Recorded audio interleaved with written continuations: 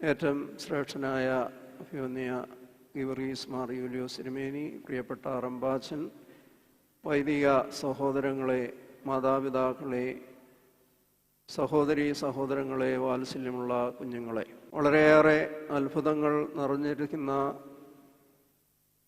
2000 വർഷങ്ങൾക്ക് മുമ്പ് യെരുശലേം ദേവാലയത്തിൽ അരങ്ങേറിയ അനുഗ്രഹകരമായ ഒരു നിമിഷത്തിന് നമ്മൾ സാക്ഷിയാകുകയാണ്.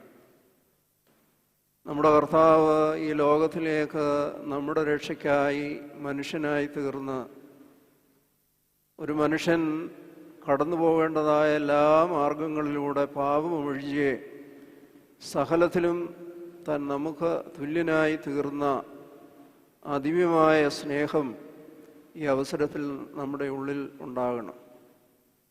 അങ്ങനെ യഹൂദ നിയമപ്രകാരം നമ്മുടെ കർത്താവിനെ യെരുശലേം ദേവാലയത്തിലേക്ക് കൊണ്ടുവരികയാണ്.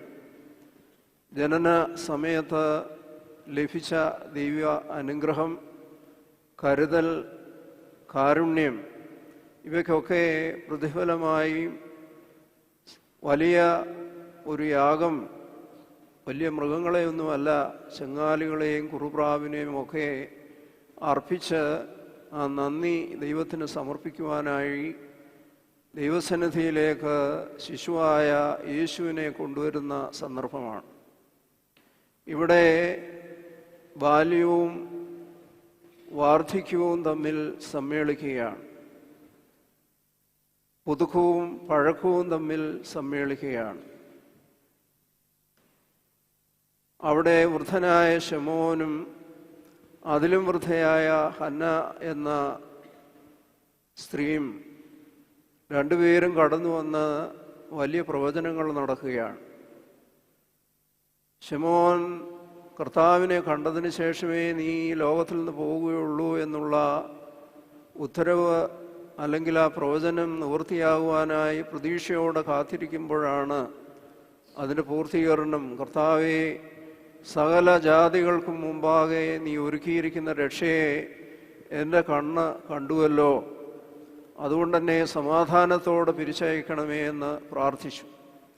മറിയാമിനോടും പറഞ്ഞു, നിന്റെ ഹൃദയത്തിലൂടെ ഒരു വാൾ കടക്കും. ഇപ്പോൾ കാണുന്നതായ ശാന്തതയോ സമാധാനമോ ഒന്നുമല്ല. ഇനി നിനക്കായി ഒരുക്കിയിരിക്കുന്നത് വളരെ പ്രതിസന്ധിയും അപമാനവും കഠിനമായ വേദനയുമൊക്കെയാണ്. പക്ഷേ അത് സന്തോഷത്തോടെ സഹിച്ച് ദൈവമാതാവ് ഇന്നും ദൈവമാതാവ് എന്ന നിലയിൽ, ഭാഗ്യവതി എന്ന നിലയിൽ ജീവിക്കുവാൻ തക്കവണ്ണം ഒരു സൂചന ശമോൻ നൽകുന്നു. 84 സംവത്സരം ദേവാലയത്തിൽ കഴിയുകയും അതിനു മുമ്പുള്ള കാലമൊക്കെ കരുതിയാൽ ഏതാണ്ട് 100-നപ്പുറത്ത് വയസ്സ് പ്രായമുള്ള ഹന്ന എന്ന പടുവൃദ്ധായും കടന്നു വന്ന് ഈ പൈതലിനെ കണ്ട് സന്തോഷിച്ച് ദൈവത്തെ മഹത്വപ്പെടുത്തുകയാണ്. ആ ജനനത്തിൽ സന്തോഷിച്ചവരെല്ലാം സന്തോഷിച്ചു. ആട്ടിടയന്മാരും വിദ്വാൻമാരും ഒക്കെ സന്തോഷിച്ചു. അവരുടെ എല്ലാം ജീവിതത്തിൽ ആ സന്തോഷം യാഥാർത്ഥ്യമായി. ഹെറോദേസും അവനെ നശിപ്പിക്കണമെന്ന് ആഗ്രഹിച്ചവരൊക്കെ സന്തോഷമില്ലാത്തവരായിരുന്നു ആ ജനനത്തിൽ. അവരെല്ലാം ദുഃഖിച്ചു, ഇന്ന് ഓർമ്മിക്കപ്പെടുന്നില്ല. അതുകൊണ്ട് ഈ വലിയ സമാഗമനം, ദൈവം മനുഷ്യനായി തീർന്നു, നമുക്ക് വേണ്ടി നമ്മെപ്പോലെ ആയിത്തീർന്നു എന്നുള്ളത് അടിസ്ഥാനപരമായൊരു വിശ്വാസമാണ്. ദൈവം ഈ മാനുഷിക ലോകത്തിലേക്ക് പ്രവേശിക്കുവാൻ, ദൈവത്തിൻ്റെ സൃഷ്ടിയാണ്, എല്ലായിടത്തും ദൈവത്തിൻ്റെ സാന്നിധ്യമുണ്ട് എങ്കിലും യുഗകാലങ്ങളിലായി ആദാമിൻ്റെ പാപം, ആദാം മുതലുള്ള പിൻഗാമികളെല്ലാം അനുഭവിച്ചിരുന്ന, അവരെ ഭയപ്പെടുത്തിയിരുന്ന മരണത്തെ കീഴ്പ്പെടുത്തുവാനായി വേറെ ഒരു മാർഗവുമില്ല, അവൻ വിനയപൂർവ്വം മനുഷ്യനായി തീർന്നു. അതൊരു യാഥാർത്ഥ്യമാണ് എന്ന് പൗരസ്ത്യ സഭ എപ്പോഴും ഉദ്ഘോഷിക്കുന്ന ഒന്നാണ്. ആ വന്ന് പ്രവേശിച്ച സ്ഥലങ്ങളെല്ലാം അനുഗ്രഹിക്കപ്പെടുകയാണ്. സകല ശിശുക്കളെയും രൂപപ്പെടുത്തുന്നവനായ ദൈവം ഒരു ശിശുവായി ഉദരത്തിൽ രൂപപ്പെട്ടു. അങ്ങനെ സകല ജന്മങ്ങളും അനുഗ്രഹിക്കപ്പെട്ടു. സകല ഉറവുകളെയും വാഴ്ത്തുന്നവനും അതിനെ നിയന്ത്രിക്കുന്നവനുമായവൻ യോർദാനിലേക്ക് ഇറങ്ങി സർവ്വജലാശയങ്ങളെയും ശുദ്ധീകരിച്ചു. സകല മനുഷ്യരെയും ഭയപ്പെടുത്തുന്ന മരണകരമായ ആ മരണം സ്ലീബായിലേക്ക് കരേറി ആ മരണത്തെ എന്നേക്കുമായി പരാജയപ്പെടുത്തി. പാതാളത്തിൽ അടിമകളായി പ്രകാശമില്ലാതെ പരിമളമില്ലാതെ വളരെ നെടുവീർപ്പോട് കഴിഞ്ഞ പാതാളവാസികൾക്ക് അവൻ്റെ പ്രകാശം, അവൻ്റെ പ്രവേശനം പ്രകാശവും ജീവനും സന്തോഷവും നൽകി. പാതാളത്തിൻ്റെ ഓടാമ്പലുകളൊക്കെ തകർത്ത് ആദാം മുതലുള്ള എല്ലാവരെയും സാത്താൻ്റെ അടിമയിൽ നിന്ന് വീണ്ടെടുത്ത് ഏദനിലേക്ക് തിരികെ പ്രവേശിക്കുവാനായി ആ മനുഷ്യാവതാരം മുഖാന്തരമായി. ചെന്ന് ചേർന്നിടമെല്ലാം അനുഗ്രഹത്തിൻ്റെ ഉറവയായി തീർന്നു. സമാധാനത്തിൻ്റെ വലിയ ഒരു പ്രവാഹം അവരെല്ലാവരും അനുഭവിച്ചു. വാർദ്ധക്യത്തിലിരുന്ന രണ്ടുപേര് ഇന്ന് സമാധാനത്തോടെ, അവർ ഈ ലോകം വിട്ട് കടന്നു പോകുന്നതിനെ കുറിച്ചല്ല അവർ ഈ രക്ഷ കാണുവാനായിട്ട് വാഞ്ചയോടെ ദേവാലയത്തിൽ ഇരുന്നു എന്നുള്ളതാണ്.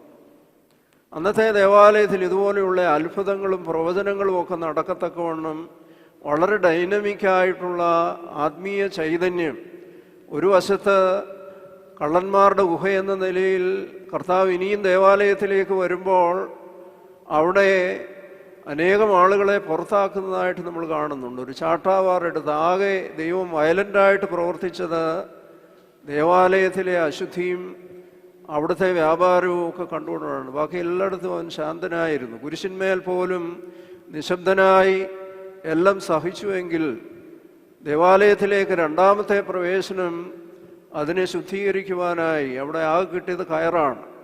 ആ കയറുകൊണ്ട് ചമ്മട്ടി ഉണ്ടാക്കി എല്ലാവരെയും അടിച്ച് പുറത്താക്കുന്നു. നമ്മുടെ പിതാക്കന്മാർ ഇതുപോലെ വൈദേശിക ആക്രമണത്തിൽ അധീനരായി യാതൊരു പ്രത്യാശയുമില്ലാതിരിക്കുമ്പോഴാണ് അഹത്തുള്ള ബാവായുടെ ആഗമനത്തെക്കുറിച്ച് കേൾക്കുന്നതും അദ്ദേഹത്തിൻ്റെ മരണവാർത്ത അറിഞ്ഞതും. മലങ്കരയിൽ തെക്കും വടക്കുമുള്ള ആളുകൾ ഒന്നിച്ചുകൂടി അവർക്കും കിട്ടിയത് കയറ് മാത്രമാണ്. അവർ കയറുകൊണ്ട് ഒരാലാത്ത് കെട്ടി വൈദേശിക എല്ലാ നിയന്ത്രണങ്ങളെയും, നമുക്ക് ചുറ്റുപാടുമുള്ളവരൊക്കെ എല്ലാവരും അനുഭവിക്കുന്നതായ പാരതന്ത്ര്യം അത് വലിച്ചെറിയുവാൻ ഇടയായി. അതുകൊണ്ട് ഇന്ന് ദേവാലയത്തിലേക്ക് താൻ കൊണ്ടുവരുന്നുവെങ്കിൽ 33-ാമത്തെ വയസ്സിൽ താൻ ദേവാലയത്തിലേക്ക് വന്ന് ആ ദേവാലയത്തെ ശുദ്ധീകരിക്കുന്നതായി നാം വായിക്കുന്നുണ്ട്.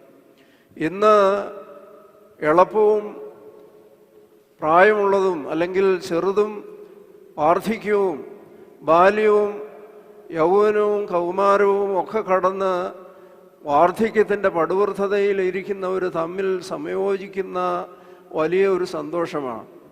ഈ അടുത്ത സമയത്ത് ഒരു അമ്മച്ചി പറയുകയായിരുന്നു, നമ്മുടെ കർത്താവ് ശിശുവായി, ശിശുക്കൾക്കൊക്കെ സന്തോഷമാണ്. അവൻ യുവാവായി ജീവിച്ചു, അവർക്കും സന്തോഷമാണ്. അവനൊരിക്കലും വാർദ്ധക്യത്തിൽ വന്നിട്ടില്ലാത്തതുകൊണ്ട് അല്പം നർമ്മരസത്തിലാണ് അമ്മച്ചി പറഞ്ഞതെങ്കിലും ഈ വാർദ്ധക്യത്തിലിരിക്കുന്നവർക്കൊക്കെ വലിയ പ്രയാസമാണ്. ഈ ജഡത്തിലിരിക്കുന്നിടത്തോളം അവർ ഞരങ്ങിക്കഴിയുകയാണ്. വേദനയുള്ള ഈ ലോകത്തിൻ്റെ ബന്ധനങ്ങളിൽ നിന്ന് അഴിയുക എന്ന് പറഞ്ഞാൽ അതൊരു വലിയ ഭാഗ്യമാണ്. അതുകൊണ്ട് ഇന്ന് വലിയ അത്ഭുതം നടന്ന ഒരു ദിവസത്തിൻ്റെ ദൃക്സാക്ഷികളാണ് നിങ്ങൾ. അത് പഴയതും പുഴുതിയതും എളുപ്പവും മുറുക്കവുമായുള്ളത് സ്നേഹത്തിൻ്റെ ആത്മാവിൽ ഒന്നായി തീർന്നുകൊണ്ട് ദൈവത്തെ മഹത്വപ്പെടുത്തുകയാണ്. ഈ ലോകത്തിലേക്കുള്ള ദൈവത്തിൻ്റെ ആഗമനം ഈ വരണ്ട ഭൂമിയെ മുഴുവൻ ഊഷ്മളമാക്കി തീർക്കുന്ന, പുഷ്പങ്ങൾ കൊണ്ട് നിറഞ്ഞ ഒരു സംഭവമാക്കി, അല്ലെങ്കിൽ ഒരു അനുഗ്രഹമുള്ള മേച്ചിൽ സ്ഥലമായി അതിനെ മാറ്റുന്ന ആ വലിയ ആഗമനത്തിൻ്റെ പ്രദർശനമാണ് ഇന്ന് യെരുശലേം ദേവാലയത്തിൽ നടക്കുന്നത്. ദൈവത്തിൻ്റെ ആഗമനം സമാധാനം നൽകുന്നതാണ്. ചില അവസരങ്ങളിൽ അവൻ ശിക്ഷിക്കുമെങ്കിലും ഏറിയ പങ്കും സമാധാനപ്പെടുത്തുവാൻ, അനുരഞ്ജനപ്പെടുത്തുവാൻ സ്നേഹത്തോടെ അവൻ കടന്നു വരികയാണ്. പ്രിയമുള്ളവരെ, നമ്മുടെ ഹൃദയത്തിലേക്കും നിങ്ങൾ ദൈവത്തിൻ്റെ മന്ദിരമെന്നും ദൈവത്തിൻ്റെ ആത്മാവ് നിങ്ങൾ വസിക്കുന്നുവെന്നും നിങ്ങൾ അറിയുന്നില്ലയോ? ദൈവത്തിൻ്റെ മന്ദിരം നശിപ്പിക്കുന്നവനെ ദൈവം നശിപ്പിക്കും എന്ന് ഓർമ്മപ്പെടുത്തുന്നു. ദൈവം 2 പ്രാവശ്യം ദേവാലയത്തിലേക്ക് വന്നു. ആദ്യത്തെ പ്രവേശനം എല്ലാം വളരെ ഹൃദ്യമായിരുന്നു, അനുഗ്രഹകരമായിരുന്നു. കണ്ടവരൊക്കെ സന്തോഷിച്ചു. പുരോഹിതന്മാരും മാതാപിതാക്കളും സന്തോഷിച്ചു. ആ സമൂഹം മുഴുവനും ദൈവത്തെ മഹത്വപ്പെടുത്തി. 2ാമത്തെ പ്രവേശനം ആകെ അസ്വസ്ഥതയുണ്ടാക്കിയതായിരുന്നു. നാണയം മാറുന്നവരുടെ മേശകളെ മറിച്ചിട്ടു, പ്രാവുകളെ അഴിച്ചുവിട്ടു, ദേവാലയം മുഴുവനും ശുദ്ധീകരിക്കുകയാണ്.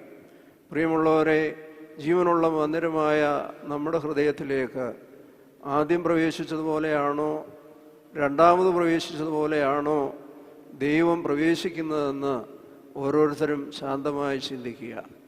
നമ്മുടെ ഹൃദയം ദൈവത്തിൻ്റെ മന്ദിരമാണ്.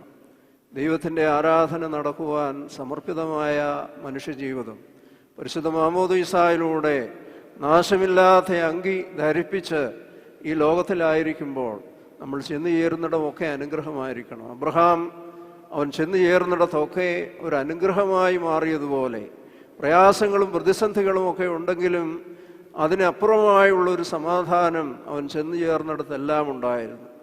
മരിച്ചതയായ മാതാവ് അതുപോലെ ജീവിതത്തിലെ പ്രതിസന്ധികളിലും വേദനയിലും അപമാനത്തിലൂടെയൊക്കെയാണ് കടന്നുപോയെങ്കിലും അവൾ ഭാഗ്യവതി എന്ന് വാഴ്ത്തപ്പെടുന്നതിന് കാരണം ദൈവം നമ്മോടുകൂടെ ഉണ്ടായിരുന്ന ആ കർത്താവിനെ വഹിക്കുവാനും മരണം വരെ അനുധാവനം ചെയ്യുവാനുള്ള ഭാഗ്യം ലഭിച്ചതുകൊണ്ടാണ്.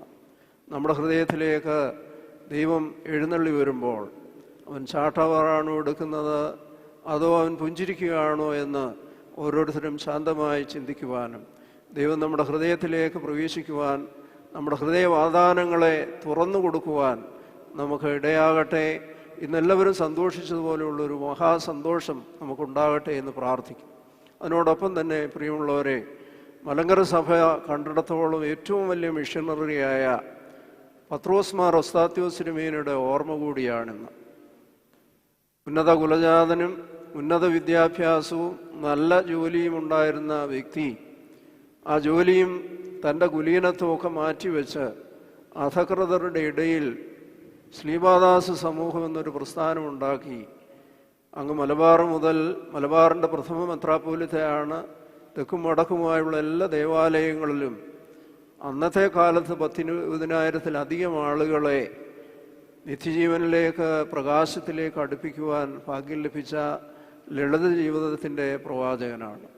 അദ്ദേഹം കാണിച്ച നല്ല മാതൃക പിൽക്കാലങ്ങളിലൊക്കെ പലരും അനുകരിച്ചെങ്കിലും അതിൻ്റെ ഉദാത്തമായൊരു മാതൃകയായി മലങ്കര സഭയ്ക്ക് അഭിമാനിക്കത്തക്കവണ്ണം അന്നത്തെ ഗവൺമെൻറ് പോലും അദ്ദേഹത്തിൻ്റെ പ്രവർത്തനത്തെ മാനിച്ചു. അദ്ദേഹത്തിൻ്റെ വിദ്യാഭ്യാസ മേഖലയിലുള്ള സംഭാവനകളെ ആദരിച്ചു. അതിനേക്കാളുപരിയായി വെളിച്ചം കെട്ടിയിട്ടില്ലാത്ത ആളുകളെ, അധകൃതരായ ആളുകളെ സത്യവിശ്വാസത്തിലേക്ക് കൊണ്ടുവരുവാനായി അവരെ പോലെ ആയിത്തീർന്ന് അവരുടെ കുടിലുകളിൽ പോയി അവരോടൊപ്പം ഭക്ഷണം കഴിച്ച് അവരെ പോലെ വസ്ത്രധാരണം നടത്തിയ ഒരു മഹാനായ ഒരു പുണ്യപിതാവാണ്. നമുക്ക് ഓർക്കുവാനും അഭിമാനിക്കുവാനും തക്കവണ്ണം ദൈവസന്നിധിയിൽ ആ പുണ്യപിതാവിനെ ഇന്ന് പ്രത്യേകമായിട്ട് സ്മരിക്കുന്നു. ദേവാലയ പ്രവേശന ദിവസമാണ് അദ്ദേഹം കാലം ചെയ്തത്. കർമ്മേൽ ദേറായിൽ ഇന്ന് പെരുന്നാൾ ആചരിക്കുന്നു. ആ പിതാവിനെ ഓർക്കുന്നതിനോടൊപ്പം അതുപോലെയുള്ളൊരു സുവിശേഷ ദൗത്യം നമുക്കുമുണ്ട് എന്ന് ഓർക്കുവാൻ, നമ്മളത് മറന്നു പോകുന്നതുകൊണ്ടാണ് പലപ്പോഴും ആർഭാടത്തിലും ഭിന്നതയിലും അതുപോലെ തന്നെ ഡിസിൻറ്റഗ്രേഷനിൽ നമ്മൾ പോകും. നമ്മുടെ വലിയ ദൗത്യം ഈ ലോകത്തോട് സുവിശേഷം അറിയിക്കുക എന്നുള്ളത് നമ്മെ വിളിച്ച് അറിയിച്ച, പഠിപ്പിച്ച, കാണിച്ച ആ പുണ്യപിതാവിനെ ദൈവസന്നിധിയിൽ ഓർക്കുവാനും ആ നല്ല ജീവിതചര്യകൾ അല്പമെങ്കിലും നമ്മുടെ ജീവിതത്തിൽ പകർത്തുവാനും ദൈവം നമ്മെ സഹായിക്കട്ടെ.